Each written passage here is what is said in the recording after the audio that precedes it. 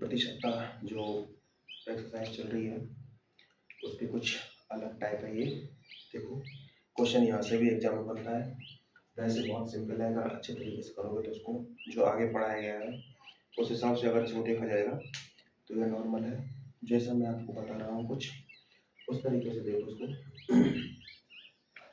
अगर इस सवाल की अगर बात करी जाए तो किसी परीक्षा में 42% गणित में तथा 52% अभ्यर्थी अंग्रेजी में अनुत्तीर्ण हुए। यदि 17% अभ्यर्थी दोनों में अनुत्तीर्ण हुए और कुल 40 अभ्यर्थी दोनों विषयों में उत्तीर्ण हुए तो कुल अभ्यर्थियों की संख्या कितनी है? सबको पता है कि कुल चीज होती है वो कितनी होती है? 100%। ठीक है, जो होती है वो कितनी होती है? 100% होती है। अब इसको अगर मैं बेसिक तरीके से या उस हिसाब से कराऊँ तो इसमें थोड़ा टाइम लगेगा, लेकिन मैं जिस तरीके से आपको कराना चाहता हूँ उस हिसाब से इसको समझो। उसमें थोड़ा सा कॉन्सेप्ट मैं बता देता हूँ। एक हमारे पास एक आरेख होता है जिसको बोलते हैं हम वेन डायग्राम, वेन आरेख। क्या बोलते हैं? वेन आरेख। ठीक है, ये जो वेन आरेख का जो आपको काम पड़ता है वो रीजनिंग में भी पड़ता है। ठीक है, रीजनिंग जो एक सब्जेक्ट है अलग से कॉम्पिटेटिव एग्जाम में पूछी जाती है। उसमें क्या होता है कि ऐसे गोले से होते हैं कुछ इस तरीके से, इसको हम सॉल्व करते हैं इस तरीके से। इसमें क्या होते हैं? गोले। तो इसका मतलब क्या होता है, यानी इसका मतलब क्या होगा, ये गोला है, एक एक चीज को प्रदर्शित करेगा, ठीक है, और दूसरे सामान को ये प्रदर्शित करेगा और तीसरे को ये प्रदर्शित करेगा। ठीक है, माना कि मैंने मान लिया ए, ये हो गया बी और ये हो गया सी। ठीक है, ये हो गया ए गोला, ये हो गया बी और ये हो गया सी। अब मैं बात करूं कि कोई भी चीज सिर्फ ओनली क्या है? ए है। ओनली क्या है? ए। ठीक है, तो वो जो चीज आएगी वो कहाँ पे आएगी? ओनली ऑन इसमें आएगी। ठीक है, इस गोले के अंदर कौन सी आएगी? जो अगर मैं पूछूं कोई चीज ए है हमारे पास में, ठीक है। अब दूसरी बात ये आती है कि मैं पूछूं किस बी है, ओनली बी। ओनली बी किस में आएगी? इस पार्ट में आएगी, इसका कोई टच नहीं होना चाहिए। अगर बात आती है कि कोई भी चीज ए और बी दोनों में समान है, ए और बी दोनों में समान है, ठीक है, ए और बी मतलब दोनों में आती है, जिसका मतलब ओवेनिस्ट आती है एक तरीके से, यानी कि ए में भी है वो चीज और बी में भी है। ठीक है, तो उसको हम कहाँ लिखेंगे? इसमें, इस पार्ट।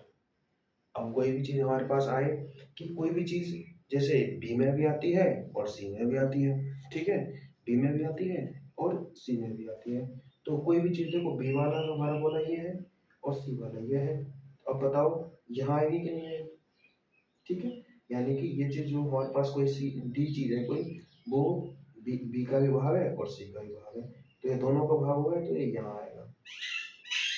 ठीक है, तीसरी बात आती है हमारी, ऐसी भी कुछ चीजें होंगी जो ए में भी है, बी में भी है और सी में भी है। ए में भी है, बी में भी है और सी में भी है। तो तीनों में ऐसी कोई चीज है जो तीनों में ओवेनिस्ट आ रही हो, तो वो कौन सी है?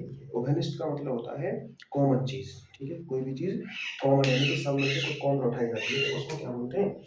ओवेनिस्ट। ठीक है, तो कोई भी चीज है ऐसी, देखो ये गोला ए का जा रहा है ऐसे, ठीक है, ये बी का जा रहा है, ये मैंने क्या बताया? सिर्फ ओनली ए और बी के लिए, ये किसके लिए? बी और सी के लिए, ये ए और सी के लिए। ठीक है, लेकिन ये कहाँ किया गया?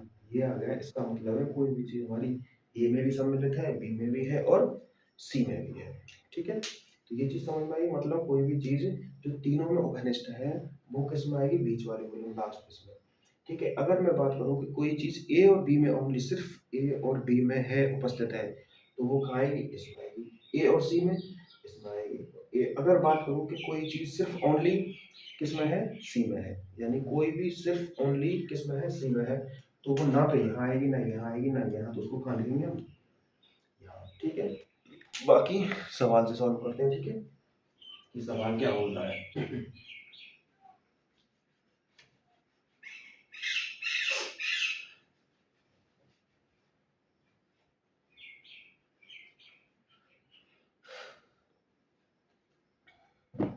देखो सवाल, सवाल क्या बोलता है हमारा।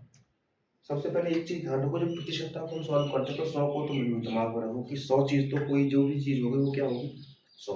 अगर कोई भी चीज हमारे पास 100 है तो उसका ही थोड़ा बहुत भाग इधर उधर होता है, कोई ज्ञात कर लेगा कितना परसेंट है, वो परसेंट इसमें ज्ञात करते हैं। ठीक है, तो इसमें क्या दिया है कि कोई भी चीज हमारे पास कितनी होती है? 100%।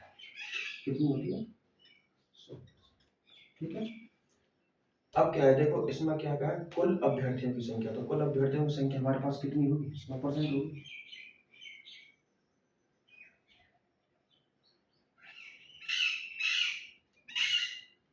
कुल अभ्यर्थियों की संख्या में ज्ञात करनी है, जो कि कितनी है, 100%। 100% का मान हमको ज्ञात करना है। अब सवाल को देखो, किसी परीक्षा में 42% गणित में और 52% अभ्यर्थी अंग्रेजी में फेल, अंग्रेजी में अनुत्तीर्ण हुए। 52% अंग्रेजी में है और गणित में कितने हुए हैं, 42%।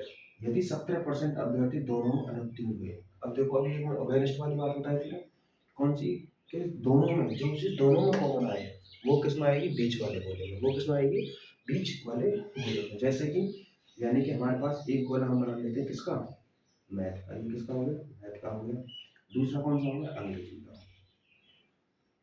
ठीक है, तीसरी सब्जेक्ट इसमें कोई दी नहीं है, तीसरी दे दे तो तीसरी हम इसमें बना लेते हैं। अब क्या कहा है उसमें, किसी परीक्षा में 42% गणित में, 52% अंग्रेजी में अनुत्तीर्ण हुए और 17% दोनों में अनुत्तीर्ण हुए। दोनों में कितने हुए, 17%। तो सबसे पहले हमें एक चीज लिखनी है कि जो जो कॉमन चीज है, जो अगर तीनों में एक साथ कॉमन है तो वो लिखनी है पहले, इस बोले का अंदर बनी है। और अगर दोनों में कॉमन है तो वो पहले लिखनी है। तो देखो 17 को आगे दूंगा दिया, क्योंकि ये दोनों में फेल हो रहा है, यानी 17% इंग्लिश में ही फेल हो रहा है, 17% मैथ में फेल हो रहा है। ठीक है, इसमें भी फेल हो रहे हैं और इसमें भी फेल हो रहे हैं। अब देखो, किसी परीक्षा में 42% गणित में। अब देखो 42% किसमें, गणित में। तो अब बता, 17% तो मैंने यहाँ पहले लिख ही दिया। तो 17% तो पहले हमने यहाँ लिख ही दिया। जब 17% हमने लिख लिया तो यहाँ 42% करेंगे क्या, 42% यहाँ लिख दूंगा। तो टोटल कितने हो गए, 42 और 17 59%। 59% किसमें फेल हो गए, मैथ में, जो कि इसमें दिया है कितने, 42%। तो 42% इसमें, इसका टोटल कितना होना चाहिए, 42%। इस गोले का, इस गोले का टोटल कितना होना चाहिए, 42%। ठीक है, लेकिन 42 और 17 59 होते हैं, 42 आ नहीं रहा है। तो क्या करेंगे, 42 में से 17 को घटा के यहाँ वो संख्या लिख देंगे। तो 42 में से 17 घटाएंगे तो कितना बचेगा, 25। कितना बचेगा, तो 25 सिर्फ मैथ में फेल हुए, 17 उसमें। तो टोटल जो दोनों में फेल किसमें हो गए, मैथ में टोटल कितने फेल हुए, 42%। और ओनली अगर बात आए कि किसमें सिर्फ ओनली मैथ में फेल हुए, तो कितने हुए थे, 25। ठीक है, अब दूसरा हमारा अगला क्या कह रहा है कि 52% किसमें फेल हुए, अंग्रेजी में। तो 52% किसमें फेल हो रहे हैं, अंग्रेजी में हो रहे हैं, जिसमें से 17% तो हमने पहले ले लिए। तो 52 में से 17% घटाए तो कितने बचे, 35। ठीक है, ये हमारा बैन आर्य बन गया। अब बात आए कैसे, अब बात करते हैं हम कैसे, कि अब इस यही से क्वेश्चन बने कि सिर्फ अंग्रेजी में कितने परसेंट फेल हुए, तो ओनली 35। अब बात आए कि दोनों में कितने फेल हुए, 70%। अब बात आए कि सिर्फ अंग्रेजी और सिर्फ मैथ में कुल मिलाकर ओनली कितने, सिर्फ इंग्लिश और सिर्फ मैथ में कितने परसेंट कुल अभ्यर्थी फेल हुए। तो 25 ये और 35 ये, कितने फेल हुए टोटल, 60%। कितने हुए, 60%। और दोनों में आए तो ये। अब बताओ टोटल कितने फेल हो गए हमारे पास, कितने फेल हुए, 25 और 35, 60। 60 और 17 कितने होते हैं, 77। हमारे पास टोटल फेल कितने हो गए, 77%।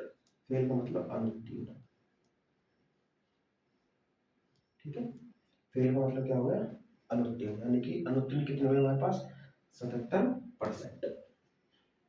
और कुल 46% अभ्यर्थी दोनों विषयों में उत्तीर्ण हुए। अब देखो ये क्या हुआ हमारे पास में, 77% तो क्या हुए, उत्तीर्ण हुए।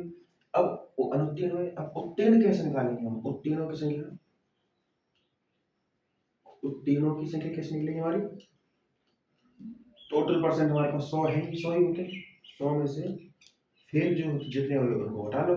सीधी सी बात है, जितने संख्या 100 में से जितने आधे फेल हो गए तो बचे कुछ क्या है, बचे कुछ क्या है, जो बचेंगे, यानी कि जो फेल हुए हैं उनको घटा देंगे हम 100 में से, तो बचे कुछ पास ही तो होंगे। हाँ, तो पास हो गए, 77 में से इसको घटाए तो कितने बचे, 23% क्या हुए, पास। 23% क्या हुए, पास। लेकिन उसने क्या कहा है कि उत्तीर्ण हुए और कुल 46 अभ्यर्थी दोनों विषयों में उत्तीर्ण हुए।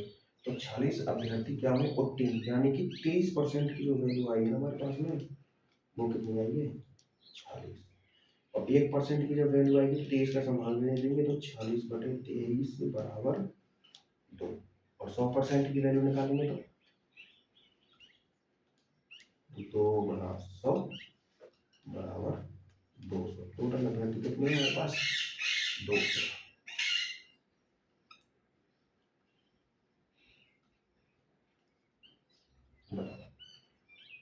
ये बहुत सरल